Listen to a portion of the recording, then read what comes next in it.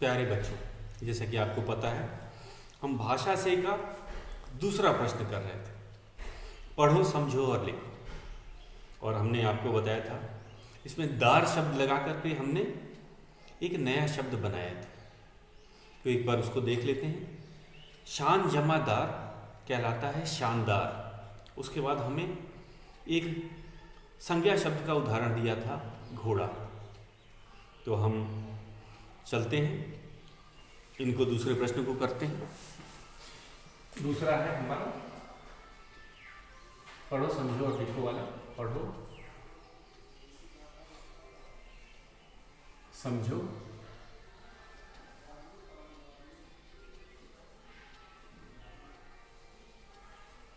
और लिखो।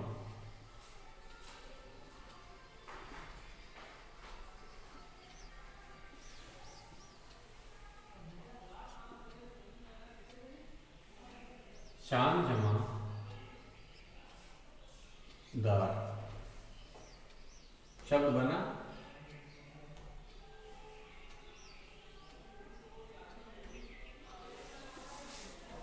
बना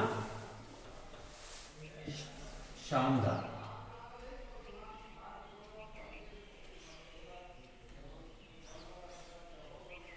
और शानदार है विशेषण। शानदार है विशेषण शब्द। और हमें एक संज्ञा भी दे रखा है, शानदार घोड़ा।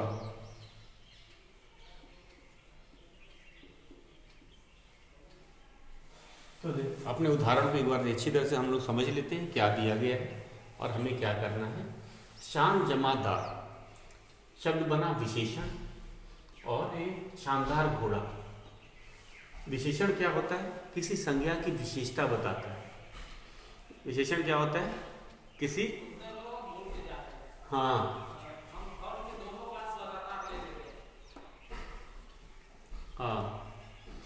शान जमादार शानदार घोड़ा।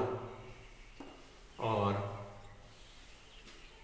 हम कहेंगे जो घोड़ा था ये संज्ञा है।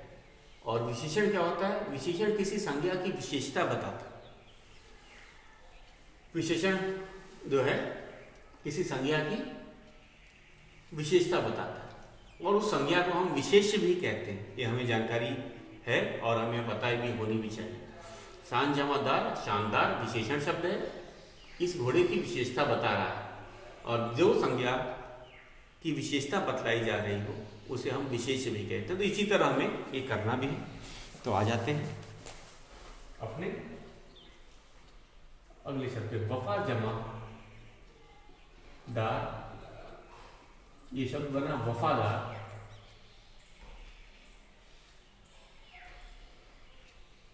वफादार तो कुत्ता है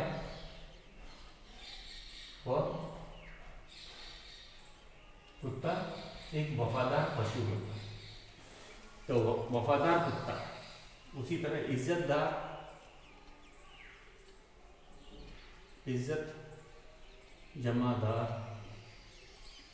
क्या बना? इज्जतदार।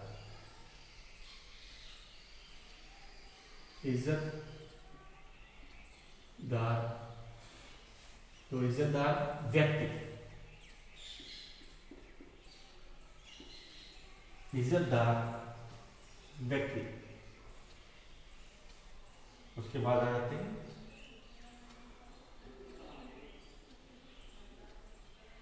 धारी जमा दार, ये बना धारीदार बिल्ली। तो वो बिल्ली जिसके शरीर पे धारियां हों वह धारीदार बिल्ली कहलाएगी। और रंगदार,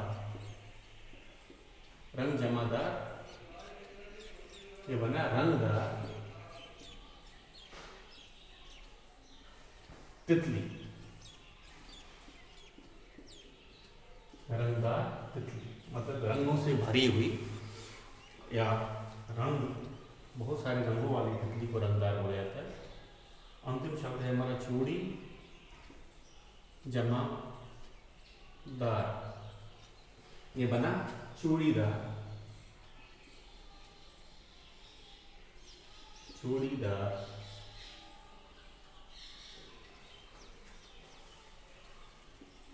पाजामा, पाजामा, चूड़ीदार पाजामा। तो वह पाजामा जिसपे चूड़ियाँ बनी हो, जिसमें सिलवटें हो, तो उसे चूड़ीदार पाजामा आपने देखा हो। रंगदार, रंगों से भरा हुआ। धारीदार, जिसमें धारियाँ हो। इज्जतदार, इज्जत से युक्त व्यक्ति। वफादार, वह जानवर, वफादार कुत्ता, मतलब कुत्ता वफादार होता है जो अपने मालिक के साथ हमेशा साथ देता है, उसे वफादार कहा जाता है। शानदार, जो देखने में और कार्य में सुंदर हो, अच्छा हो, उसे शानदार कहा जाता है। तीसरा प्रश्न हम चलते हैं। हमारा तीसरा प्रश्न है,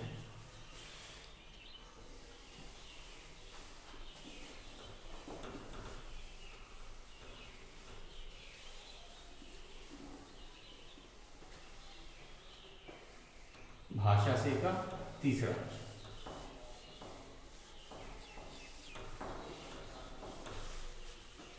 भाषा से का तीसरा प्रश्न है, पाठ में कई शब्द युग्म, पाठ में कई शब्द युग्म आए हैं। शब्द युग्म,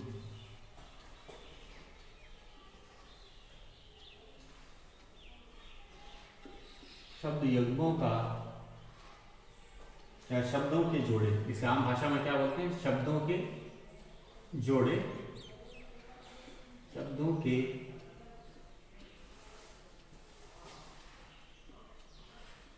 जोड़े का प्रयोग हुआ है, का प्रयोग हुआ है, हुआ है। जैसे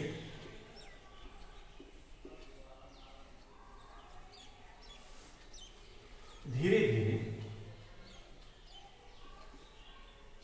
धीरे धीरे,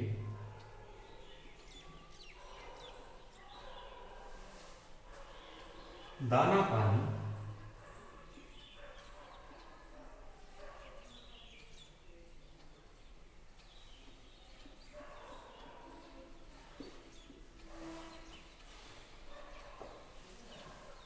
तो हमें क्या करना है? पाठ से, पाठ में से हमें पाठ में से ऐसे ही शब्दों को ढूंढ कर लिखना है। ऐसे ही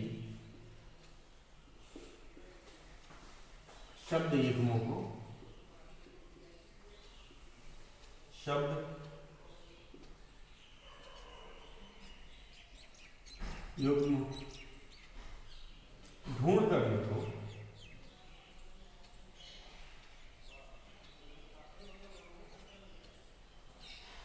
ढूंढ कर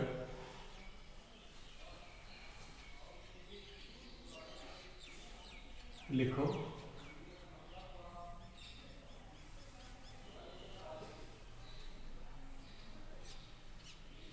उनका वाक्य में प्रयोग करो।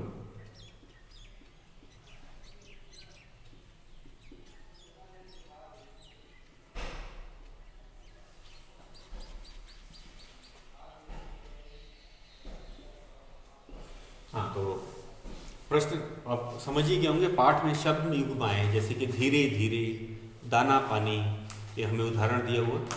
तो इसके अलावा भी पाठ में कौन कौन से शब्द युग्म आए हैं, पहला हमें उसे ढूंढना है, दूसरा उनका वाक्य में प्रयोग करना। तो बहुत आसान है। तो जरा ढूंढते हैं, चलते हैं अपने पाठ पर और कौन कौन से शब्द युग्म आए हैं। तो मैं लिखता हूँ, इसे आप नोटबुक में करेंगे क्योंकि जगह नहीं है इसमें। तो पहला आया छोटा सा। अब देखिए पाठ का तीसरी पंक्ति है, पाठ की तीसरी पंक्ति है जो है उसमें ये दिया हुआ यह है छोटा सा। दूसरा है हमारा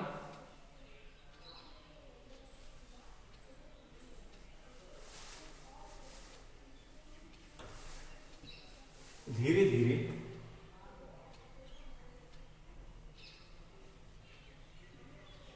धीरे धीरे।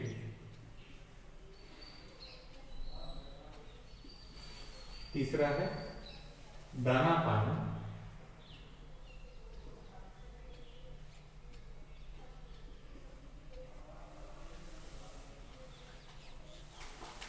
आगे चलिए घास फूस।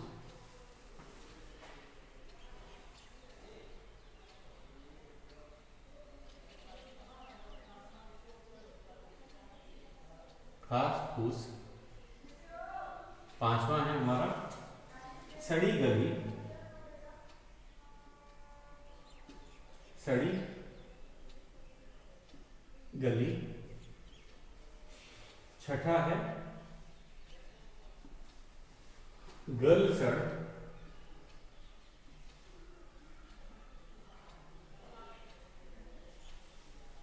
फिर है लंबी लंबी।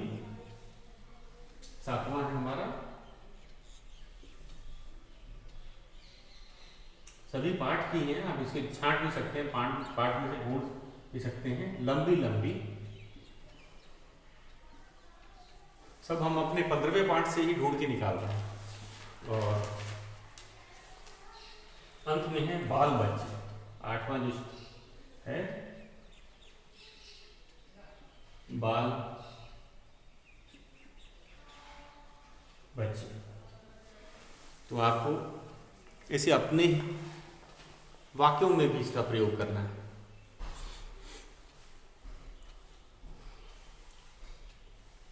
राहुल के पास एक छोटा सा कुत्ता है। तो हम इनका वाक्यों में भी प्रयोग करना है। उनका वाक्य में प्रयोग करो तो आप अपने ही शब्दों में इस वाक्य का प्रयोग करेंगे। मैं एक उदाहरण के तौर पे सबका एक एक बता देता हूं, आप इसे अब स्वयं लिखेंगे। तो छोटा सा, राहुल के पास एक छोटा सा कुत्ता है। कछुआ धीरे धीरे चलता है। कछुआ धीरे धीरे चलता है। अब कुछ पाठ से भी बना देते हैं। एंटीनेटो ने घोड़े के दाना पानी का इंतजाम नहीं किया था। घोड़ा घास फूस खाता है या गाय घास फूस खाती है। सड़ी गली सब्जियां नहीं खानी चाहिए या सड़ी गली, जैसे पाठ में भी लिखा था, एंटीनेटो का घोड़ा सड़ी गली सब्जियां खाने लगा। रस्सी गल सड़ गई थी। बगीचे में लंबी लंबी घास लगी है या लंबी लंबी घासों में खरगोश छुप जाता है। बाल बच्चे। माता पिता अपने बाल बच्चों की देखभाल करते हैं। सभी जीव अपने बाल बच्चे की देखभाल करते हैं। तो इस तरह बच्चों ये था हमारा भाषा से का तीसरा प्रश्न। और अब हम चलेंगे मुहावरे। ये जो अंतिम है मुहावरे, सही अर्थ पे हमें निशान लगाना है। ये भी विकल्प के तौर पे दिया गया है, तो इसको हम लिख देते हैं। ये हमारा चौथा प्रश्न है, भाषा से का चौथा प्रश्न।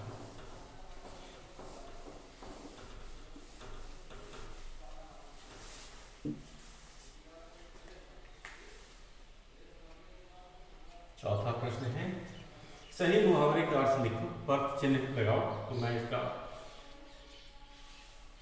क भाग है क्या है, हमें सही मुहावरे पे उसका अर्थ लिखना है।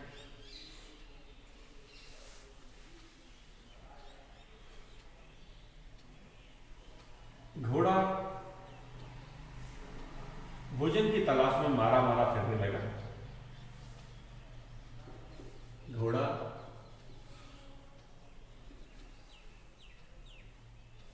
भोजन की तलाश में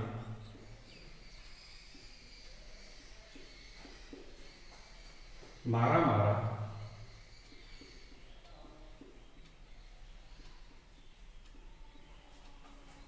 फिरने लगा।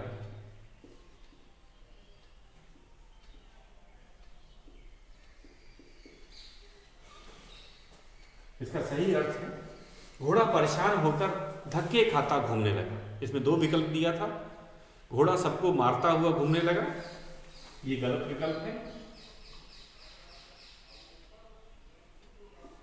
घोड़ा परेशान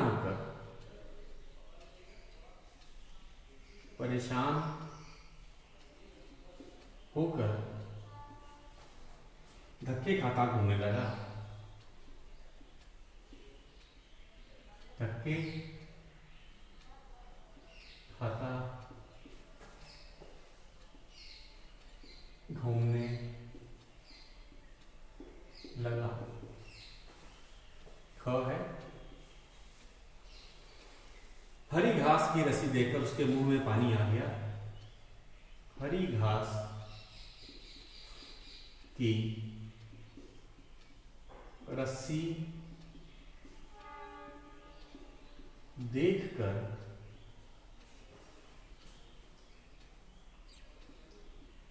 उसके मुंह में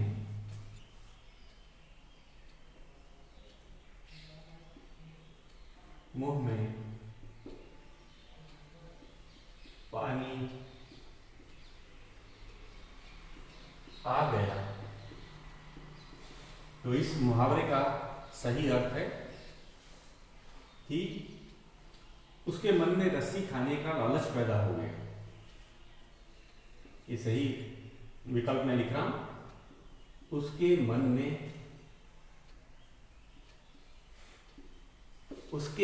में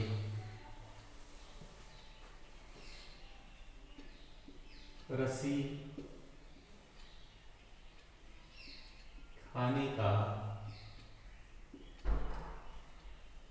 लालच पैदा हो गया। तो ये सही विकल्प है, हमने सही पे निशान लगा दी। अब है आप करने की बारी। इसके बारे में हमने ऑनलाइन कक्षा में चर्चा की थी कि एंटोनू के बूढ़े घोड़े के साथ जो हुआ वह तुम्हें कैसा लगा और क्यों। तो सभी को ये जानकर सभी बच्चों ने बताया कि ये बहुत बुरा लगा। हमें अपने पालतू पशु को, खासकर जब वो बूढ़ा हो जाए, उसे घर से बाहर नहीं निकालना चाहिए। सबको बुरा लगा और शायद इस कारण से राजा भी एंटीनिडो पे क्रोधित हो गया था, जैसे कि कहानी में हमें पता चला। और अंत में एंटीनिडो को अपनी गलती का एहसास भी हो गया। प्रजा की फरियाद सुनने के लिए कई राजा इसी प्रकार द्वार पर घंटे लगा रखे थे। बादशाह जहांगीर की न्यायप्रिय की कहानियाँ पढ़ो और कक्षा में सुनाओ। तो जिस तरह इस कहानी में लिखा था कि राजा ने अपने महल के द्वार पर एक घंटा लगा रखा था, उसी तरह बादशाह जहांगीर जो थे उन्होंने भी अपने महल के द्वार पर ऐसे घंटे लगाए थे। जिसको कोई शिकायत या फरियाद करनी होती थी वे घंटे को बजा देता था। तो आप नेट से कोई एक कहानी ढूंढ कर लाएंगे जो कक्षा में आप सुनाएंगे, जिसमें कि घंटा बजाकर कोई किसी ने अपनी शिकायत या फरियाद की थी। तुम्हारे घर में दादा दादी या नाना नानी होंगे, तुम उनके लिए क्या क्या करते हो अपने साथियों को बताओ। तो बच्चों ने बहुत अच्छा बताया कि वे उनकी सेवा करते हैं, उनके साथ घूमने जाते हैं और उनकी देखभाल करते हैं, उनसे कहानी भी सुनते हैं, यहाँ तक कि वे बच्चों के साथ खेलते भी। ये बहुत अच्छी बात है। खासकर हमें अपने जो बुज़ुर्ग हैं, चाहे वो दादा दादी हों चाहे नाना नानी हो, हमें उनकी सेवा करनी चाहिए। उनको अकेलेपन का शिकार नहीं होने देना। उन्हें हमेशा लगे कि उनके आसपास चहल पहल है, लोग उनसे प्यार करते हैं और उनकी सेवा या कद्र करते हैं। तो ये हमने भी ऑनलाइन कक्षा में कर रखा है। तो बच्चों, कल से हम अपने हिंदी व्याकरण के जो पाठ है, अनुच्छेद लेखन और पत्र लेखन, उसे करेंगे। तो आज के लिए बस इतना ही।